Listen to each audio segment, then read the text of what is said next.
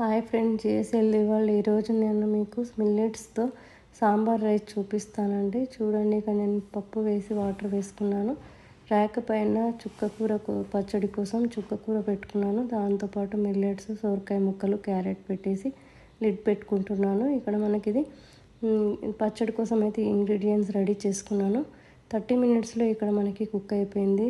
చూడండి, మనకి ఇందులో ఇలా కుక్ చేసుకోవడం వల్ల న్యూట్రిషన్ అనేది లాస్ అవ్వదు. మనకు లెస్ ఆయిల్తో కుక్ చేసుకోవచ్చు. ఇదైతే రెడీ అయిపోయిందండి. మనకు పప్పు కూడా చాలా బాగా ఉడికిపోయింది చూడండి. ఇప్పుడు నేను పచ్చడి కోసం అయితే ఇదంతా వేసి మిక్సీ పట్టుకొని కలిపేసుకున్నాను. పచ్చడి అయితే రెడీ అయిపోయింది అనమాట. ఇక్కడ నేను ప్యాన్ పెట్టుకొని సాంబార్ రైస్ కోసం రెడీ చేసుకుంటున్నాను. ఇప్పుడు ప్యాన్ పెట్టేసుకుందాం. మనం ప్యాన్లో వచ్చేసి ఆయిల్ వేసేసి ఇక్కడ మనకి ఇంగ్రీడియంట్స్ అన్ని పోపుకు సంబంధించిన అన్నీ వేసేసుకొని కలిపేసుకొని తర్వాత మనం కావాల్సిన వెజిటేబుల్స్ మన ఇష్టము ఏదైనా వేసుకోవచ్చు. నేనైతే పచ్చి బఠానీ, పచ్చి మిరపకాయలు, ఉల్లిపాయలు, దాంతోపాటు సొరకాయ ముక్కలు, క్యారెట్స్, వంకాయలు ఇవన్నీ వేసి ఒకసారి కలిపి ఉడికిన తర్వాత మనం ఇందులో కావాల్సిన సాంబార్ పౌడర్ అన్నమాట వేసేసుకొని కలిపేసుకోవాలి.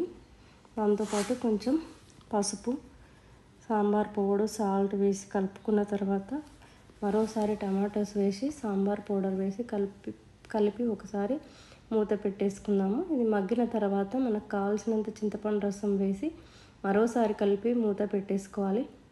ఇప్పుడు మనకి 5 మినిట్స్లో ఇది మనకి కుక్ అయిపోతుంది. కుక్ అయింది చూడండి.